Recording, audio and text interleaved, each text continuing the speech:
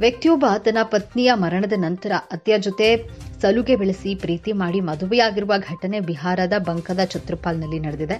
ಹಿರಮೋತಿ ಗ್ರಾಮದ ದಿಲೇಶ್ವರ್ ದರ್ವೆ ಹಾಗೂ ಗೀತಾದೇವಿ ಈ ಇಬ್ಬರು ದಂಪತಿ ಕೆಲವು ವರ್ಷಗಳ ಹಿಂದೆ ತಮ್ಮ ಮಗಳನ್ನ ಸಿಂಘದ್ದರ್ ಯಾದವ್ಗೆ ಕೊಟ್ಟು ಮದುವೆ ಮಾಡಿದ್ರು.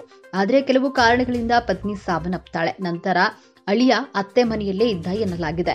ಅಳಿಯ ಅತ್ತೆ ಮನೆಯಲ್ಲಿರೋದ್ರಿಂದ ಇಬ್ಬರ ನಡುವೆ ಸಲುಗೆ ಬೆಳೆದು ಪ್ರೀತಿ ಮೂಡಿರುತ್ತೆ. ಈ ಬಗ್ಗೆ ಮಾವ ದಿಲೇಶ್ವರ್ ದರ್ವೆಗೆ ಇವರಿಬ್ಬರ ಬಗ್ಗೆ ಅನುಮಾನ ಬಂದಿದ್ರೂ ಕೇಳೋಕೆ ಹೋಗಿರ್ಲಿಲ್ಲ.